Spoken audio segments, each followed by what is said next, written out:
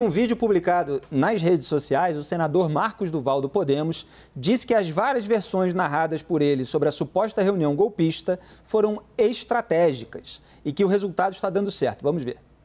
Não, mas tudo é estratégico. É, estratégia do senhor. Lógico. Mas parece que a justiça não está tratando muito bem essa estratégia. O que você tem a dizer sobre isso? Não, certeza que o resultado está dando certo. O senhor acha que está sendo positivo? Acho não, tenho certeza. E qual é o real motivo e interesse que o senhor tem? Qual é o seu objetivo? Com o tempo vocês vão saber qual é. Vocês podem ter certeza que com o tempo vocês vão saber qual é. O objetivo foi atingido. E eu, claro que eu fiz essa manipulação de notícias encontradas, mas aí um dia vocês podem entender. E o senhor deseja o afastamento do ministro Moraes, da relatoria, do inquérito Com da o sua tempo vocês vão ver o que vai acontecer, vocês vão ficar muito felizes.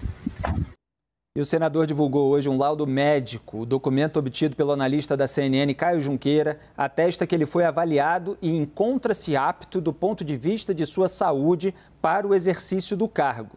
Há uma pressão interna para que o senador se afaste por pelo menos 60 dias do cargo. Pessoas próximas de Duval dizem que ele estava sob efeito de medicação quando enviou as mensagens sobre as investigações de Alexandre de Moraes.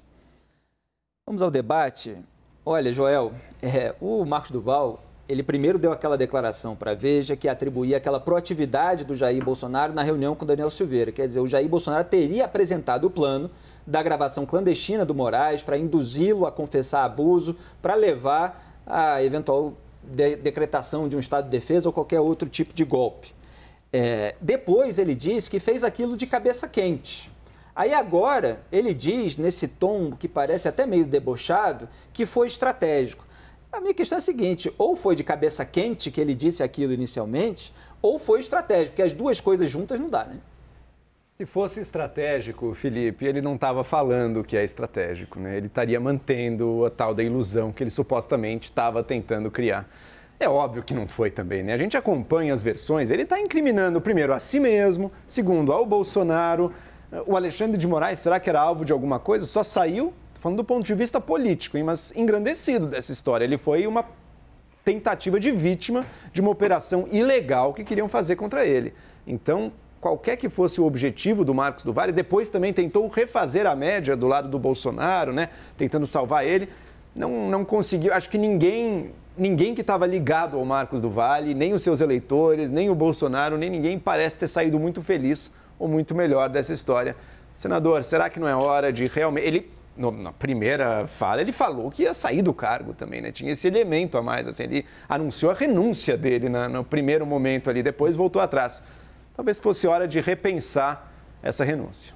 Tá muito fanfarrão, senador? Tá demais. Raquel. Vai ter consequências, né? Está sendo investigado por denunciação caluniosa, por falso testemunho.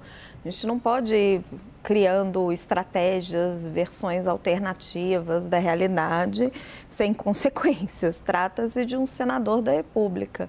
Agora, ele se coloca de uma maneira tão confusa depois de colocar essa história. Ele quer esvaziar propositalmente e se colocar como uma espécie de maluco para aí Jair Bolsonaro deixar de ter algum envolvimento nesses atos criminosos. E aí estou só especulando. Daí não é consigo. Plano em cima do plano. Daí também isso é um elemento de um plano de... Não consigo entender. De sair como maluco. E aí você vê esse toque aí de quem usou essa expressão, Felipe, aqui conosco, de Operação Bufa, foi o Pondé, né? Foi, Ópera Bufa. Ópera Bufa. De Felipe Pondé. Que o Caio Junqueira nos traz, que é ele ter necessidade de pedir um atestado a um psiquiatra de que ele não está maluco, enfim. Hélio, o que você avalia desse circo mambembe? Eu acho que é isso mesmo, pedir um atestado para dizer que não é maluco já é meio prova de maluquice. E eu já tinha dito que ele é o cara da loucademia da SWAT, é isso que parece, está tudo, né, provando isso. E ele está todos os dias na mídia. Da SWAT porque tem a foto dele antiga, não é? Ele fala que ele era da SWAT, né, ou que foi da SWAT, ou que estudou lá, fez cursos lá, então é loucademia da SWAT, porque ele diz que essa própria...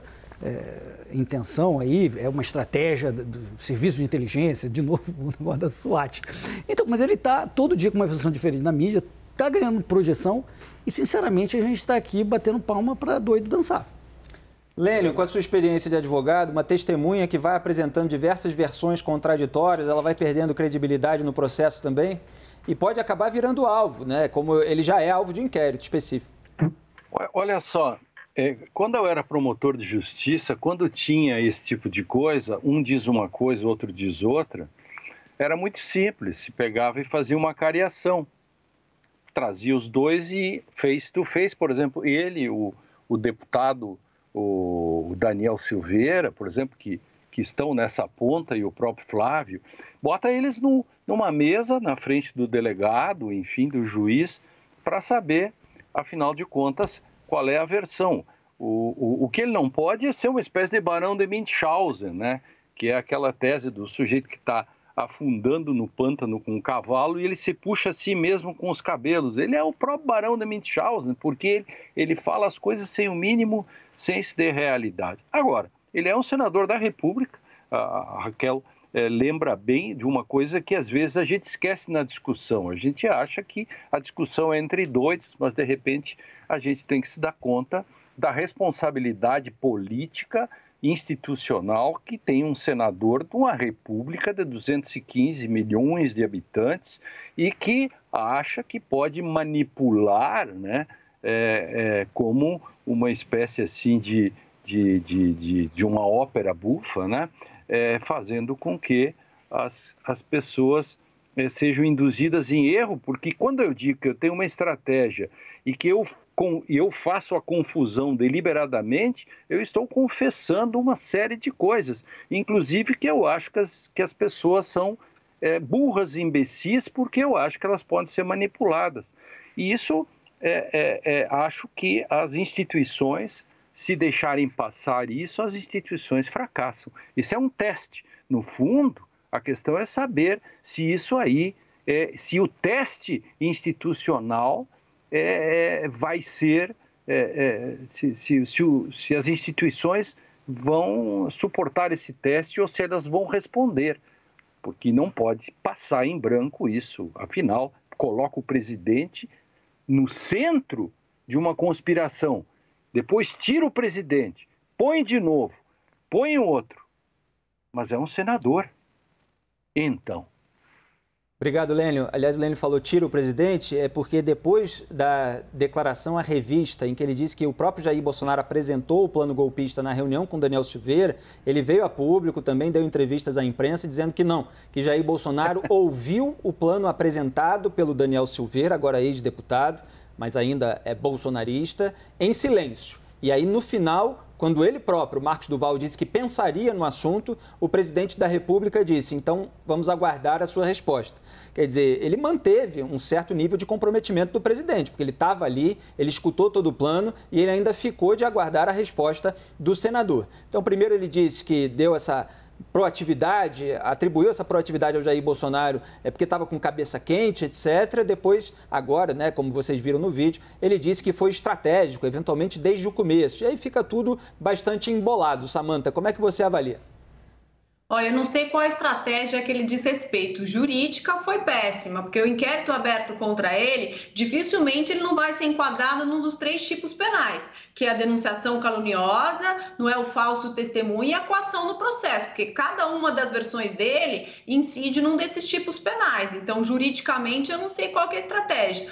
Politicamente, ele consegue envolver as maiores autoridades do país, um ex-presidente da República, um ministro do STF, ele como senador e um deputado federal. Então, a estratégia, para mim, fica muito difícil de ser identificada. Juridicamente, foi péssima, porque eu tenho certeza que esse inquérito vai enquadrá-lo num desses tipos penais. E, politicamente, claro, o Congresso Nacional pode abrir um processo, acho que vai abrir por quebra de decoro parlamentar, e ele vai ter que justificar, porque não se pode, como colocou o professor Lênio, brincar com essas autoridades e mudar versões sem sofrer nenhum tipo de consequência. Juridicamente, eu sei que ele vai sofrer. Politicamente, vamos aguardar aí o Senado Federal. Pois é, só lembrando que nesse inquérito aberto pelo ministro Alexandre de Moraes contra o senador Marcos Duval, por, em tese, cometimento desses 3 crimes apontados pela Samantha, o próprio Moraes já citou ali 4 versões divulgadas por ele, todas entre si antagônicas. Parece que a gente já tem a 5ª.